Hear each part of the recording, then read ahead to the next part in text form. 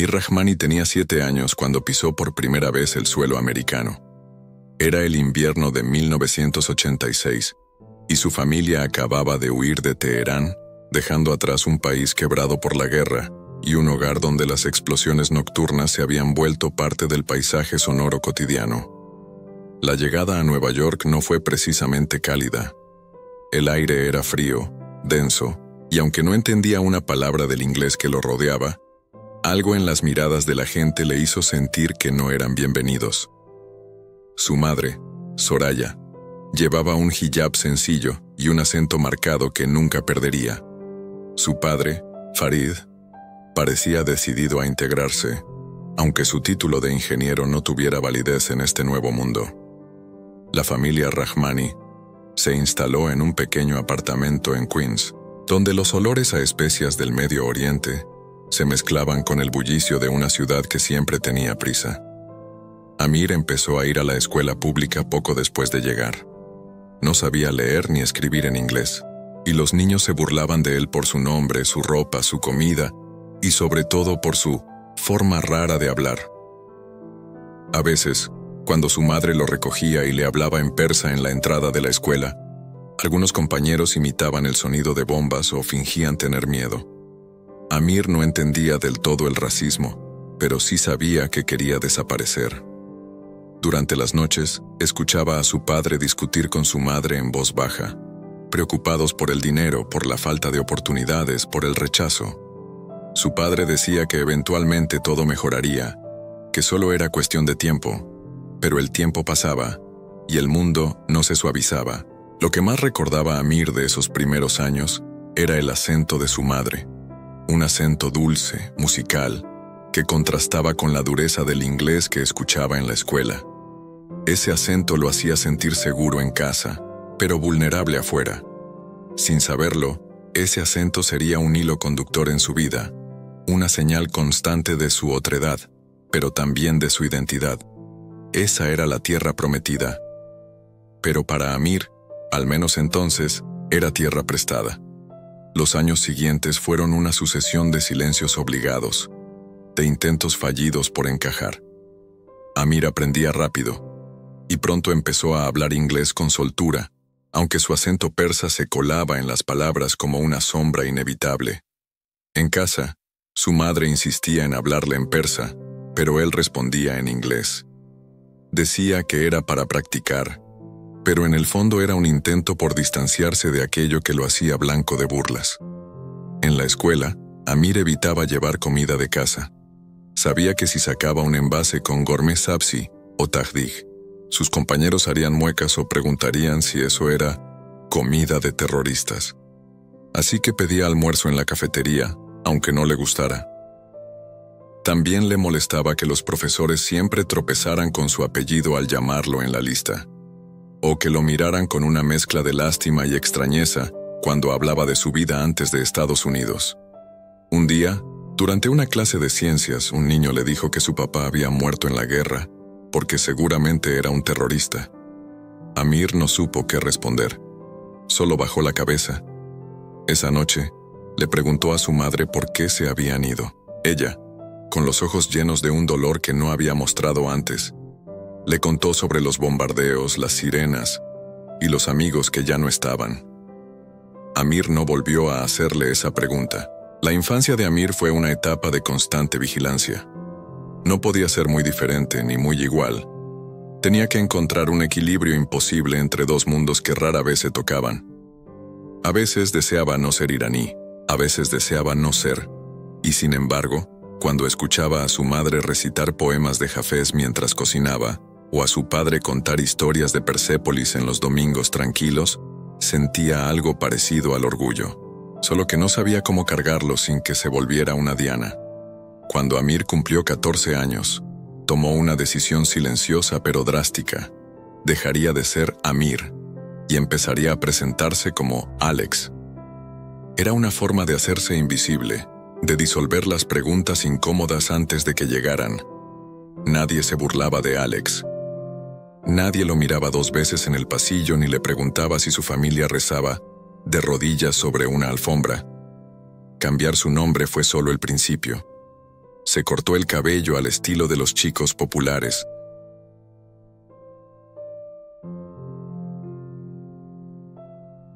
Dejó de usar las camisas tejidas por su madre y comenzó a imitar el habla de los demás.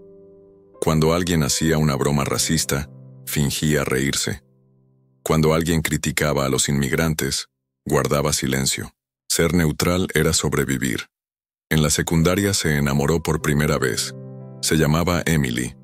Era dulce, inteligente y le encantaba la literatura. Durante un tiempo, todo pareció posible, pero cuando la familia de ella supo el origen de Amir, las cosas cambiaron. Una noche, Emily lo llamó llorando. Sus padres no querían que saliera con alguien como él.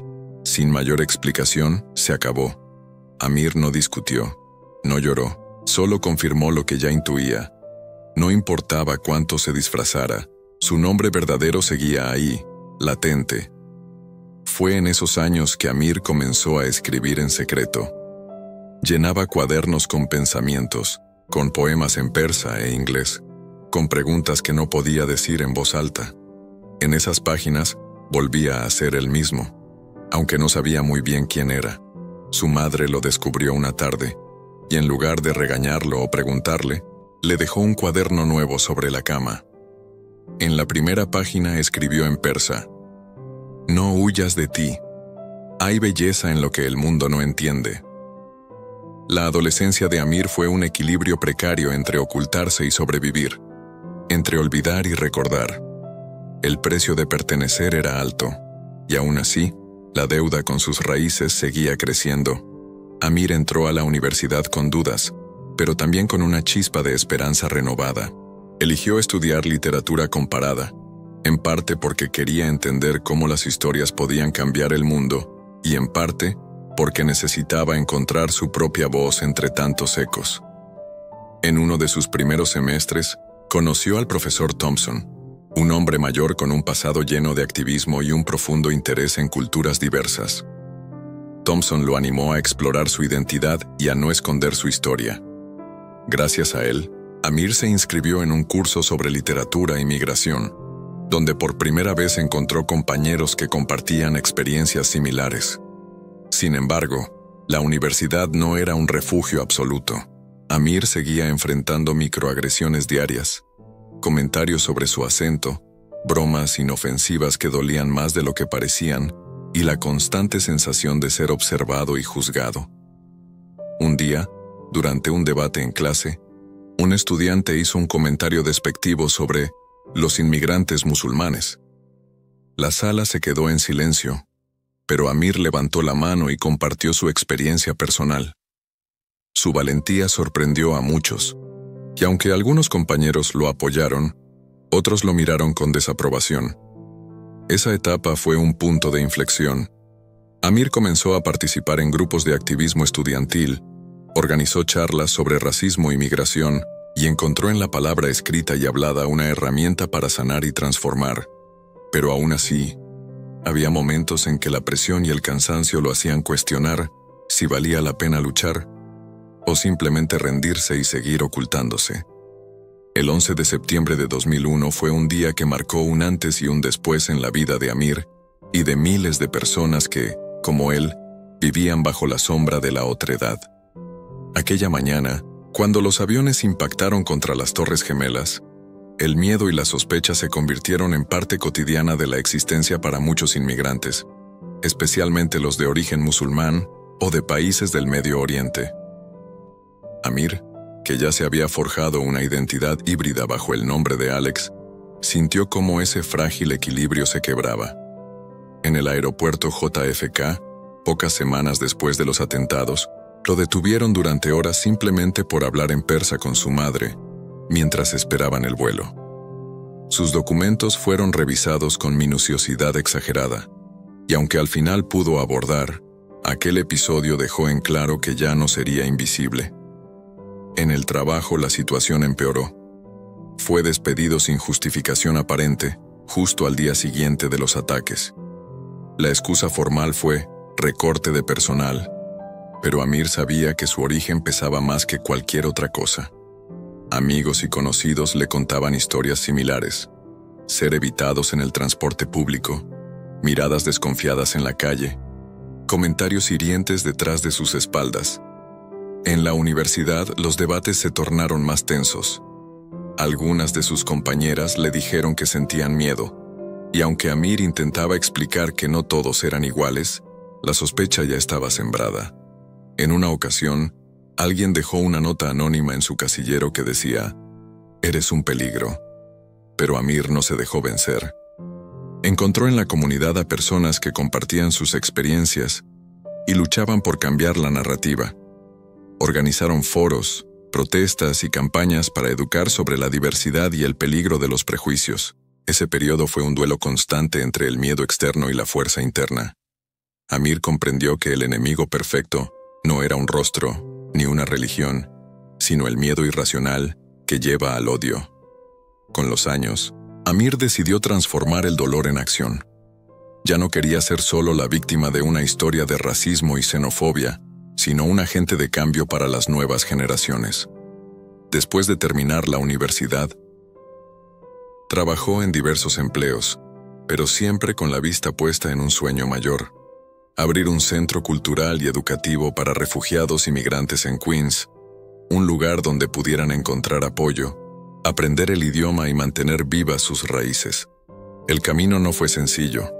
El centro fue blanco de amenazas anónimas, actos de vandalismo y boicots. Sin embargo, Amir no se dejó intimidar. Cada vez que alguien intentaba apagar esa luz, él respondía con más fuerza y más comunidad. Familias enteras encontraron en ese espacio un refugio, y jóvenes como él pudieron sentirse orgullosos de su identidad sin miedo. En casa las cosas también cambiaban. Su hijo adolescente Jacob vivía en un mundo distinto, más globalizado y menos hostil, pero aún así le preocupaba el peso de la herencia.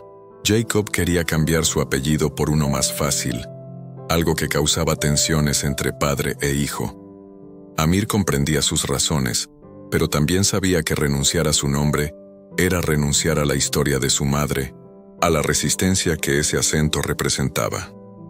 Fue entonces cuando decidieron hablar, con honestidad y amor, sobre lo que significaba pertenecer y sobre las cicatrices que a veces duelen, pero que también fortalecen. A través del centro, Amir encontró su propósito y la manera de reconciliarse con sus raíces y su presente. Sabía que el camino no estaba libre de obstáculos, pero también que la esperanza y la comunidad podían construir puentes donde antes había muros. Amir nunca olvidó el acento de su madre, ese tono dulce y firme que, en medio del ruido del mundo, le recordaba quién era y de dónde venía. Ya siendo adulto, con años de lucha a cuestas, decidió hacer algo que no había hecho antes: sentarse con Soraya para grabar sus memorias. Su madre habló sin miedo. Contó cómo en Irán vivieron el estruendo de la guerra, la pérdida de amigos y familiares, y la decisión dolorosa de partir para salvar la vida de sus hijos. Habló del choque cultural, de las miradas que juzgaban su hijab, de las palabras hirientes que cayó para proteger a Amir. Pero también habló de esperanza, de su fe inquebrantable, de los poemas persas que le cantaba a Amir para que nunca olvidara la belleza de su lengua y sus raíces.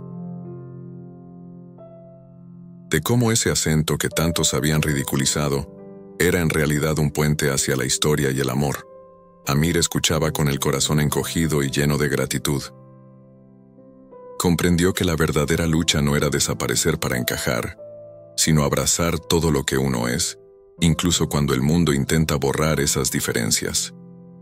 El acento de su madre no solo era una marca de diferencia, era un símbolo de resistencia, de identidad y de orgullo. En aquella casa pequeña de Queens, con el olor a especias y a libros viejos, Amir sintió finalmente que podía dejar de huir. No era un extraño, no era un inmigrante invisible. Era alguien que llevaba consigo un legado, una voz que debía ser escuchada. Y así, con el acento de su madre resonando en su alma, Amir siguió adelante, construyendo un mundo donde nadie tuviera que sentir que su tierra era prestada. gustó esta historia de Pocha Historias? Dale like, comenta tu parte favorita. Y suscríbete a Pocha Historias para descubrir más historias tan impactantes como esta. Activa la campanita que lo mejor aún está por contarse.